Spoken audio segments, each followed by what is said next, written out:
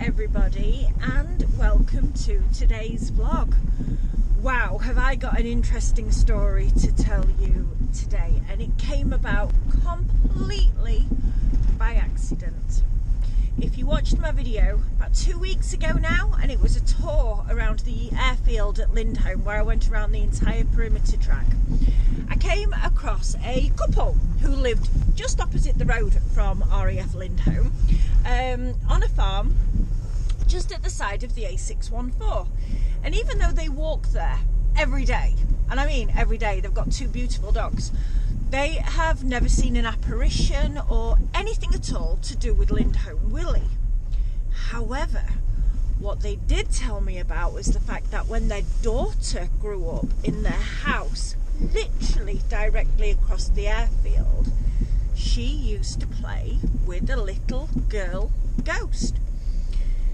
Since having that conversation with that couple, I have also spoken to somebody else who has also had an experience actually on the field, the airfield at RAF Lindholme, with a little girl ghost. So do you out there know anything at all about a little girl ghost at Lindhome from pre-war, way pre-war, probably even pre the Great War?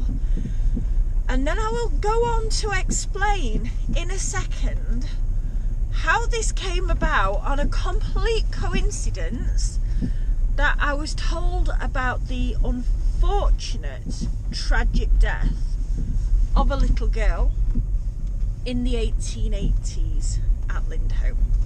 So I was at home this week completely minding my own business when my research friend Rich sent me an article completely out of the blue about a little girl who died at Lindholme. Before I get on to that, I just want to give a little bit of a background story as to what happened prior to this. So this little girl's parents were called William Wilson and Anne Elizabeth Wilson. They are from Belton, which is in North Lincolnshire, and they moved over here to Lindholme in the 1870s. So he was a farm labourer and she was a domestic servant in one of the houses, in one of the farmhouses around here. William Wilson and Anne Elizabeth Wilson, who went by Elizabeth, had 10 children altogether. Unfortunately, only 7 of the 10 survived. And we'll go on to see the final resting place of 3 of them a little later on. So Rich had no idea at all that I'd had this conversation about the little girl ghost. He doesn't watch the videos, bless him. I think he thinks it's weird to see me on film. So he didn't know about this at all. So when he sent this through, as with everything about RAF Lindholme, it was just the biggest coincidence ever. So here's what he sent me, but I'll apologise now because it's really teeny tiny writing and my eyes are really bad because I'm old and I struggle to read it. So here goes. So this is from Saturday, September the 30th, 1882, from the local paper from Epworth, which is called the Epworth Bells. It just started raining, so I've had to come back into the car to be able to read this. Gosh, it's freezing as well. So, a fatal gun accident. A shocking accident took place at Lindholme between Epworth and Hatfield on Saturday last. I think that's Saturday, might be Sunday last. Which resulted in the death of a little girl named Catherine Wilson, daughter of Mr. and Mrs. Wilson. The children went into a stable and one of the boys, taking up a loaded gun which was laid on the corn bin, said he would scare his sister. He fired at her and about her in the face. Death apparently being instantaneous. The district coroner, Ed Nicholson, Esquire, held an inquest at the house of Mr. Thomas Foster on Tuesday over the body of the deceased Catherine Wilson. William Wilson, labourer for Mr. Waring of Lindhome near Hatfield, stated that the deceased was his daughter. She was 6 years and 11 months old. On Sunday morning, witness took the gun and charged it, thinking there might be some pigeons in the tares. He left the gun loaded and put it on the corn bin in the stable. When he was at tea at about 4:30 in the afternoon, he heard the report of a gun. The children were in the stable where the gun was, and the boy went there for the purpose of feeding the rabbits. Witness ran into the stables and found the deceased laid dead near the door. The lower part of her face was blown off. Before witness heard the report, his wife had told the children to go out and play whilst she got her tea. When he went into the stable, he found the gun laid where he had left it. It was very unsafe. It would not cock or half-cock safely. It would slip off at either. When witness got to the stable, he asked the children who had done it. Arthur, the youngest boy, said Willie has. But he had no idea it was loaded. Now, I want to stop there. We know from reports that there is a ghost here called Lindholme Willy. Now, it's always been assumed that it was an airman, but then it was also possibly connected to William de Lindhome. But now we have a young man who shot his sister in the most tragic of ways. I'll get onto that a little bit again later once I've finished reading this report. But is there another Willie here that's at unrest? Who knows? So Arthur, the youngest boy, said Willie has, but he had no idea it was loaded. The gun was generally kept in the house, hung up on some hooks. Arthur Wilson, 10 years old, son of the last witness, deposed that he went into the stable with his sister and brother on Sunday afternoon about tea time. Witness went to give the rabbits some oats and he saw the gun in his brother's hands. He said he would scare Katie, meaning his sister Catherine. The door was fastened inside. She was making towards the door to tell her father. His brother was near the door leading into the barn. Witness was standing behind when he heard the gun go off.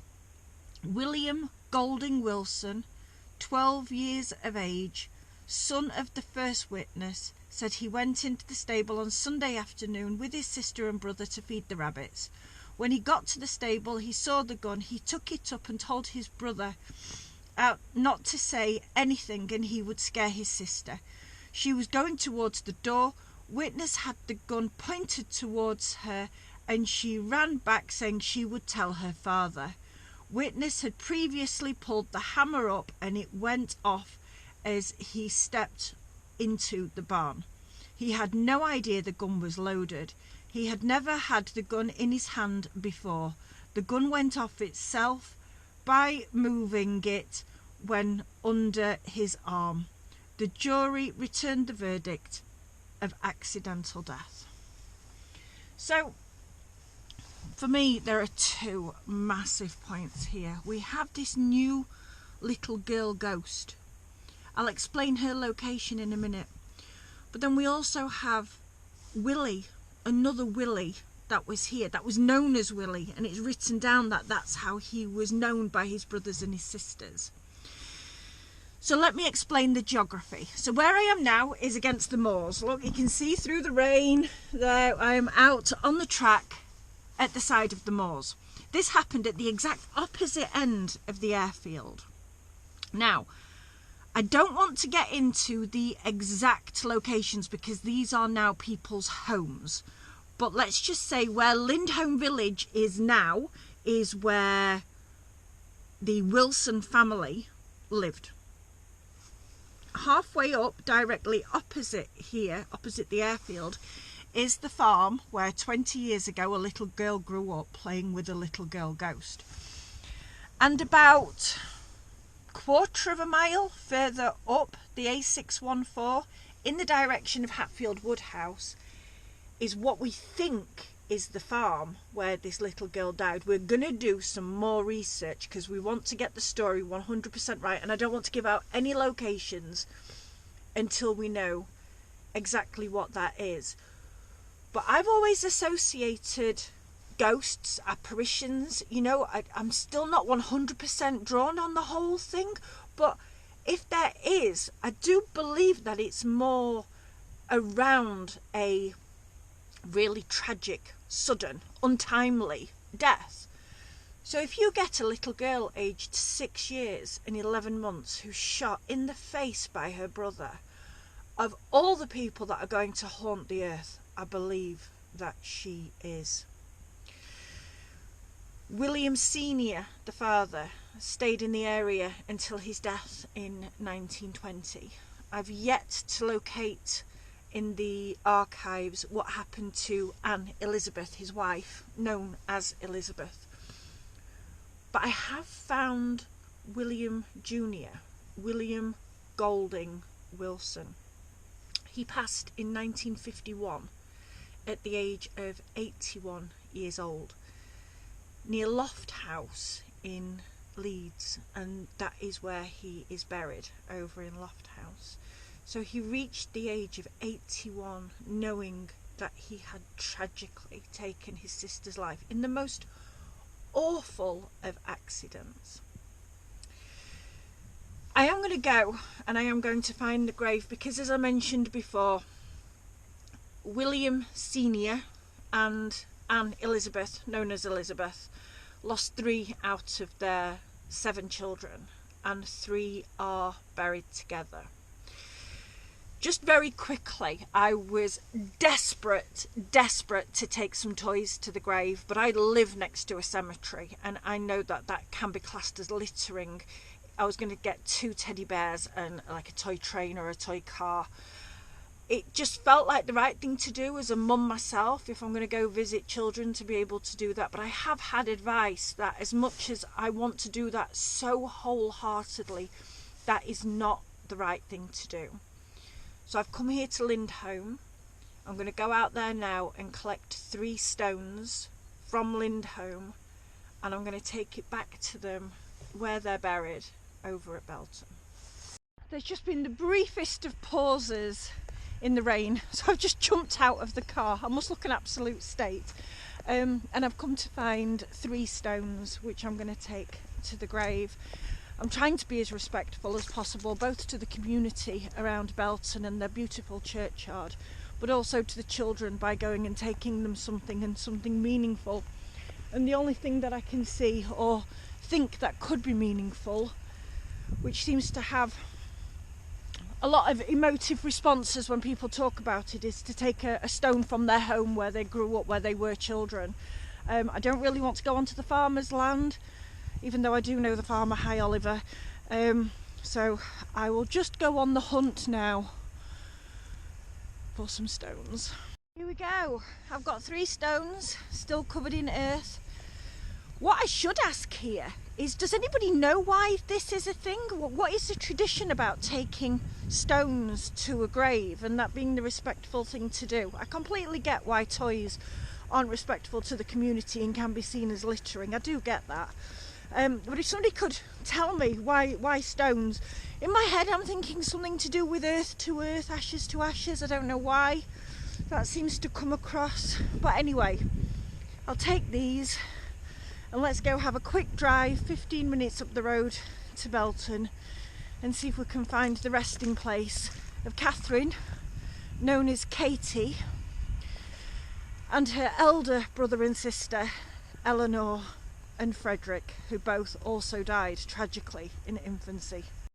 I'm just at the other side of the airfield now, and just against the A614, where the couple that I spoke to said that on the opposite side of the road, so on this side of the road where the airfield is, but against the road, somebody has been seen just stood waiting, or stood looking as if waiting for a bus or something like that, or a lift.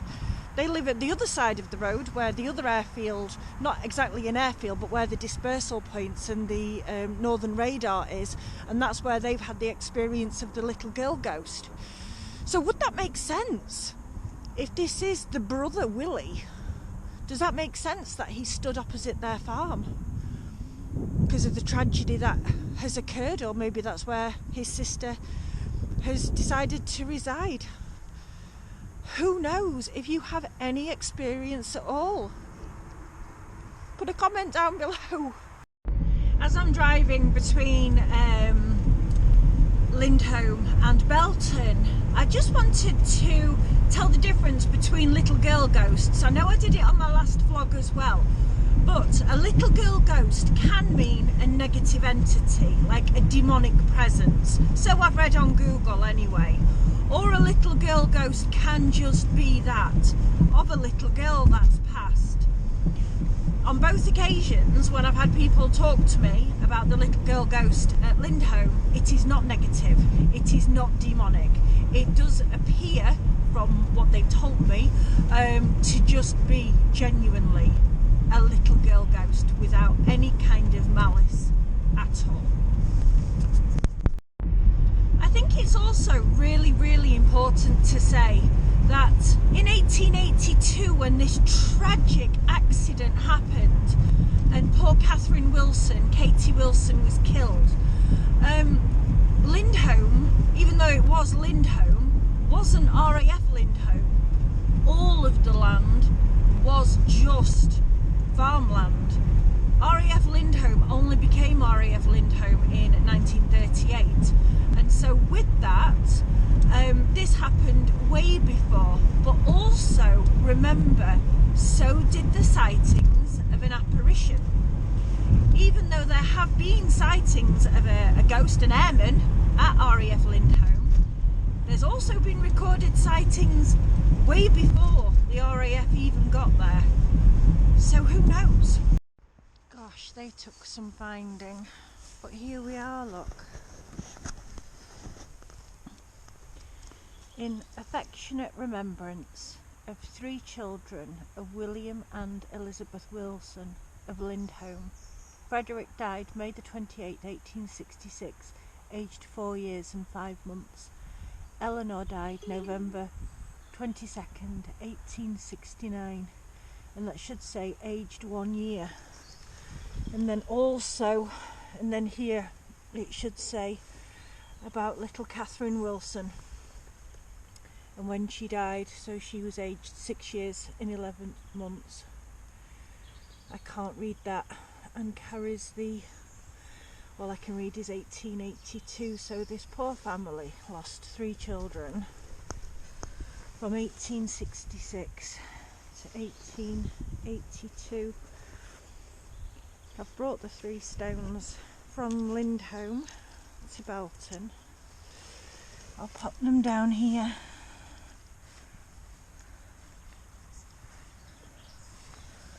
Poor little babies. The tears that must have been shed. As a mum myself, it's just absolutely heartbreaking.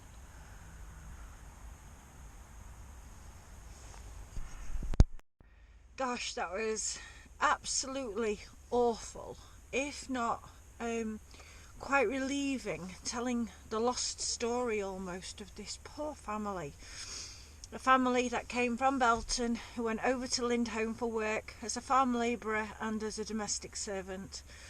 They had 10 children together, and 3 of them lay at rest. They're one aged 6 years and 11 months, the other aged 4 years and 5 months, and the other one just 1 year old. So that was the grave of Catherine Wilson, Eleanor Wilson and Frederick Wilson. So the question, I suppose, is this, or the questions we all know about Lindholme Willy. Is Lindholme Willy the poor young 12-year-old boy that shot his sister in the face? He did go on to lead a very long life, where he then passed away at the age of 81 in Lofthouse near Leeds. But after his passing, did he come back to Lindhome because of the tragedy that befell the whole family that was there. So is Lindholme Willy and the ghost of the little girl, are they related? I don't know. If you've got any experience at all with anything that I've mentioned in today's vlog, comment below. I'd love to hear from you. Thank you so much for watching. We upload every Thursday, myself and William doing our little adventures, and as and when we can, every Saturday, usually around RAF Lindholme.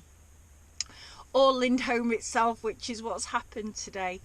Thank you so much for watching. If you want to become a member of the channel, you can get specific access to lives and also shout outs on the channel, which reminds me we've had our first member this week, so thank you so much to our new member, and if anybody else wants to join, that would be absolutely brilliant, and we look forward to seeing you on the special members shorts and also the special members lives. Thank you so much for watching. Take care. Bye bye.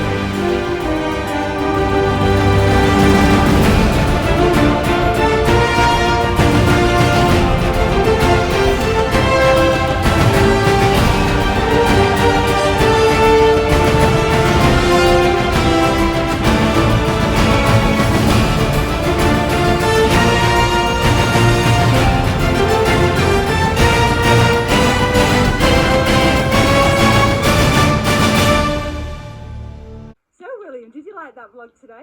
Yeah. And what do you do now?